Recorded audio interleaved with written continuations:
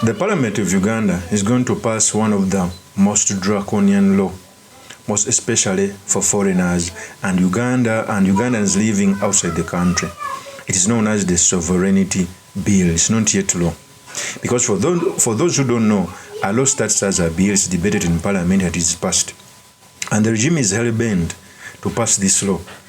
They hide behind sovereignty, but if you read that law, it incriminates people outside the country, sending money to even their relatives. It can be twisted, because in that bill there is that if a person outside sends someone money to do politics or anything, he can be jailed for 20 years or 15. And we all know that such laws, when they are given to the authoritarian, we can change it anytime to implicate you in politics. My eyes opened when the treasurer of NUP, Benjamin KATANA, came out to reveal that during the 2021 election, most of the campaigns were funded by foreigners.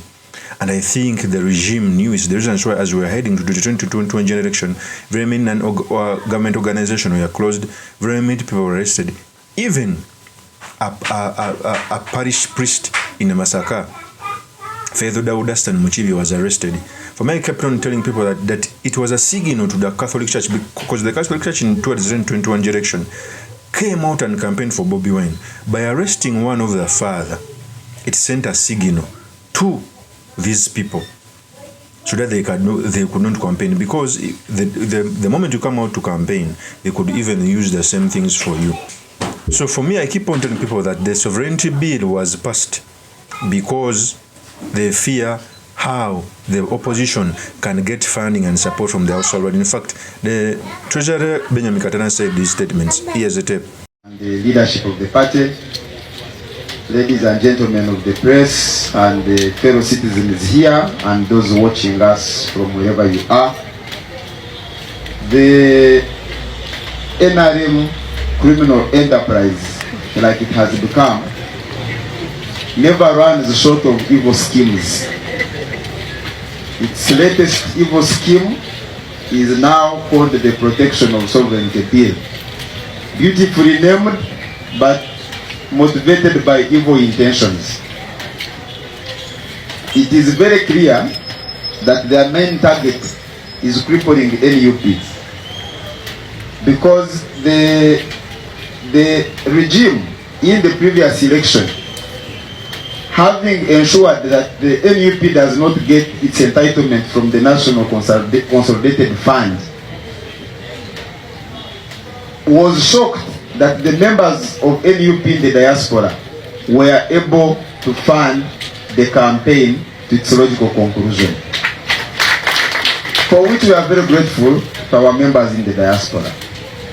So they went back to the drawing board and have now come up with an evil scheme called the Protection of Sovereignty Bill.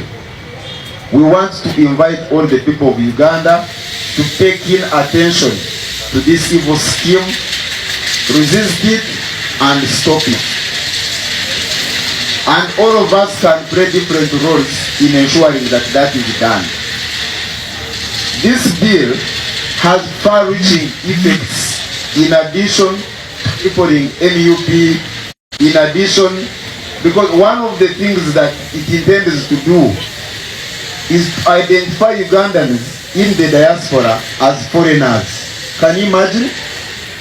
A departure from the constitution, that your children who have gone to work in Abu Dhabi, in Qatar, your children who are in America and in other parts of the world, when that bill, and if in the unfortunate event that that bill becomes law, they will be considered foreigners.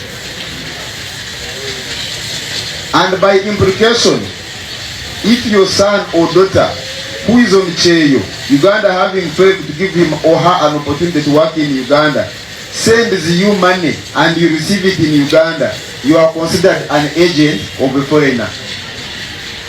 That is how ridiculous and sad that law is. So people should not look at it as just a legislation that is intended to deal with politicians, illegitimate as that would be, but it has far-reaching effects. That is Benjamin Katana. So you clearly see that the sovereignty bill is not aimed at protecting our sovereignty. It's aimed at playing our politics. So you clearly see that the sovereignty bill should not come near our democracy because it is a bad law. And trust me, since the NRM has the majority, it is going to pass this bill. It will be the unfortunate law. I keep on telling people that how can the government be hell-bent on passing such laws instead of passing laws for economics, for our economy, to uplift our people, or to create, room for peaceful protest and constitutionalism.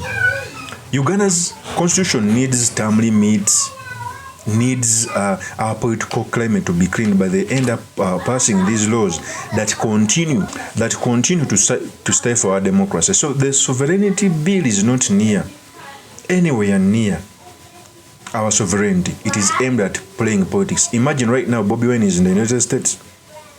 If the bill turns into law, he can be taken to court and jailed for 20 years. He can be fined for 25 billion because MUSEVENI understand that sometimes transiting from a government needs some foreigner playing with you. There is no country that has ever transited without being helped by a foreign country, be it streaming our democracy.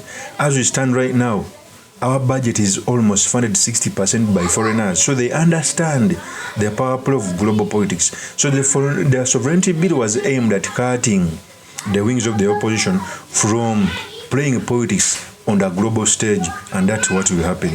Of course, as my opinion is truly Mr. Mark in the Kapri Sulaiman Magli. If you're into this channel, please subscribe, like, and comment so that I can motivate you to do more of such videos. I'll see you on another one. Peace.